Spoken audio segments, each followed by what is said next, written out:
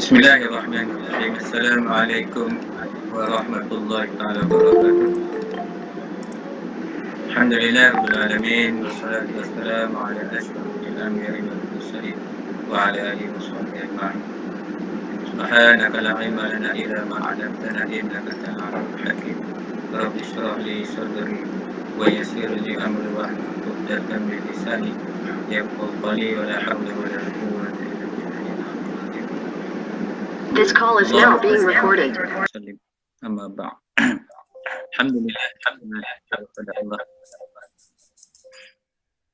Sekali lagi malam ni kita di Malam Maya, di program di majlis zikrullah atau majlis tazkirah ringkas. InsyaAllah nanti kita banyak lagi isu-isu penting di dalam kuliah di musim COVID ni. Dan semalam pun kita dah bincang tentang istighfar Nabi Yunus. Kenapa kita nak mintalah, ini kita mintalah semua orang Islam, umat Islam yang ada ni, untuk sama-sama kita kembali kepada Allah, kerana wabak ni sebenarnya adalah musibah. Dan sebenarnya di sebalik musibah tu ada rahmat ni. Jadi kita tetap berpegang dengan rahmat Allah, iaitu Allah mengubah keseluruhan budaya hidup kita selama hari ni. Kalau sebelum ni kita banyak bermewah-mewah, kan, seronok sana jalan sini, bangga, angkuh, sombong, takabur. Maka dengan datangnya wabak ni terhenti semua kesukaan nafsu kita tu. Apa yang kita suka, nak terbang airline dah mahal, airline pun banyak dah bankrupt dah. Jadi banyak sangat perubahan yang kita nampak, dan Allah paksa kita, kan? Satu yang jelas kita nampak, Tuhan sangat sayang pada kita. Jadi seolah-olah Allah kurantinkan kita, Allah kurung kita, sebab Allah nakkan kita semua ni masuk syurga Allah. Dan Allah tak nak bagi hamba dia masuk ke dalam neraka yang dia sendiri jadikan neraka tersebut, kerana azabnya sangatlah pedih. Jadi kita nampak macam ada sesuatu Allah nak bagi kepada kita. So bila Allah nak bagi, kita kena tengok di segi rahmat ni, apa yang Tuhan nak bagi kepada kita. Mungkin kita tak setuju, mungkin kita berasa dalam hati kita tak suka, tak selesa. Sebelum ni kita bebas, tiba-tiba sekarang ni kita tak bebas lagi. Seolah macam kita ditambat, diikat, dikurung. Jadi sebenarnya macam saya sebutkan tadi, seolah-olah Allah sayang kepada kita. Maka dia suruh kita duduk di rumah, duduk diam-diam, jangan bergerak ke mana, tumpukan masa untuk bermuhasabah. Tumpukan masa untuk beribadah kepada Allah. Dan tinggalkan perniagaan juga. Dulu semakin rancak, sekarang semakin perlahan. Tetapi kita jangan bimbang, jangan kita khawatir, kerana rezeki kita tu Allah dah jamin dah. Walaupun kita nampak macam susah, tapi ada je ruang-ruang rezeki yang Tuhan bagi kepada kita. Itu kena yakin dengan Tuhan. Sebab dia yang bagi kesusahan ni, wabak ni nak uji kita, maka dia juga yang membagi rezeki. Bukan dengan sebab kita terkurung, kita tak boleh makan. Tak, rezeki itu sentiasa ada. Sebab itu dijamin oleh Allah. Setiap makhluknya itu mendapat jaminan, sehinggalah dia dipanggil pulang oleh Allah. Habis tempoh rezeki dia. Selagi dia hidup, maka rezeki itu ada di sisi dia. Jadi kena yakin dengan Allah SWT. So begitulah keadaan yang kita semalam. Kita mula bincang, banyak benda kita dah mula bermuhasabah, kita tengah mencari balik mana yang kurang. Dan tak tahulah kalau ada orang masih berkeras lagi, masih sombong lagi, masih tak nak buang lagi sifat angkuh dia tu.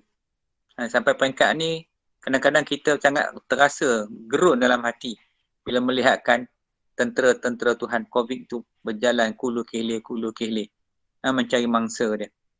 Dan itu semua ke dalam kehendak dalam takdir Allah Ta'ala. Maka bila kegerunan tu bukan berarti kita takut kepada COVID. Macam orang sebutlah, dalam hutan tu ada rimau, jangan masuk. Kita dah gagah pergi juga, dah tebing pergi juga, maka Kalau makan dek rimau, bahan dek rimau tu kita yang salah. Sama juga dengan keadaan COVID ni. Maka kita kena ikutlah perintah syarak, apa yang dianjurkan oleh agama kepada kita. Di samping itu, tidak ketinggalan juga, kita hendaklah sering berdoa kepada Allah, bertawakal kepada Allah, berserah kepada Allah serta membanyakkan selawat kepada Nabi sallallahu alaihi wasallam, sebab selawat itu mempercepatkan mengangkat terangkatnya wabak yang datang kepada kita. Tapi janganlah 10 orang je buat. Kita ada berapa juta orang Islam lah. Tak usah kira lah orang yang kafirin musyrikin tu. Biarlah kedema. Kita ni kata 16 juta, tolak orang yang siuman, yang berakal, yang sihat lagi. Tak bolehkah 10 juta ni tiap-tiap malam kita berselawat kepada Nabi. Tiap-tiap malam kita beristighfar kepada Allah Ta'ala. Minta Allah ampun dosa kita. Bukan sikit. Tapi nak dapat, saya nak dapat ribu-ribu menjenuh sekarang ni. Yang terasa ada kesedaran. Kesedaran sebenarnya yang datang ni, COVID ni adalah wabak untuk Allah uji kita. Jadi ramai lagi masih yang seronok. Masih lagi tak mau tinggal maksiat. Nak buat juga benda maksiat. Macam itu. Itu yang saya kata tadi. Kadang-kadang sampai macam depan mata ni Allah tunjuk kita. Kita berhenti kalau boleh. Mana-mana ada maksiat kita buat. Maksiat mata, maksiat hati, maksiat tangan, maksiat kaki. Maksiat telinga, maksiat hidung, maksiat mata. Kalau mana yang ada tu kita berhentilah. Sebab wabak ni bukan main-main. Nanti kita rugi. Sebab kita nak ambil rahmat tu kat mana? Rahmat tu mana kita nak ambil tarbiyah Allah Ta'ala atas kita. Supaya kita dapat kembali kepada dia. Supaya kita dapat membuang segala sifat-sifat keji. Sifat-sifat babi, sifat-sifat anjing, sifat-sifat syaitan yang berada dalam tubuh badan kita tu. So sifat-sifat ni nak kena dibuang, dilontar jauh-jauh. Sebab apa? Sebab sifat ni sifat dicela oleh syarak. Jadi wabak ni datang kat kita. Allah nak uji kita sejauh mana keteguhan kita beriman kepada Allah. Apakah kita telah beriman kepada Allah ataupun kita masih dalam keadaan sebelum ni juga. Kita duk berasa seronok macam sebelum ni juga. Kita enjoy walaupun duduk kat rumah. Yang tak pergi kerja. Tak apalah tak pergi kerja tu. Yang berniaga macam mana? So begitu. So inilah antara perkara yang kita kena ambil fikir. Kita tiap malam buat kuliah. Tiap malam saya peringat diri saya juga peringat diri tuan-tuan, perempuan yang mana ada dalam kuliah malam ni.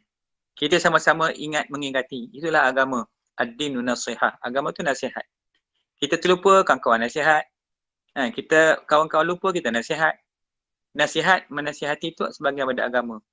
Maka bila kita dah berasa benda yang tak elok, kena cepat-cepat berhenti, cepat-cepat bertaubat. Kena tinggal lala tu juga. Bila kita dapati kita dah buat silap, buat salah. So jangan kau menyambung kesalahan-kesalahan tersebut.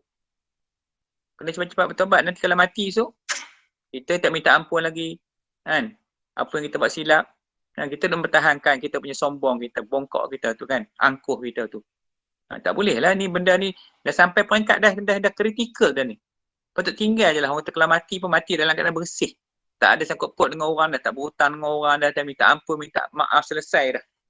Jangan tunggu orang tu dah sakit tergolek baru kita nak minta ampun, minta maaf. Buanglah perasaan malu tu. Main dengan agama ni kan ada malu-malu.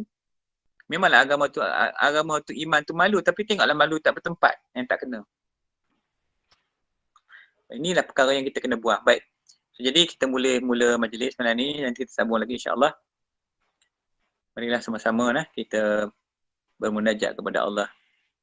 Kalau yang mana yang nak berubat, ambillah sedialah air tak depan tu, garam sikit, apa lagi buah-buahan ke kismis ke, beras ke apa sajalah, letak je lah. Kita sama-sama doa.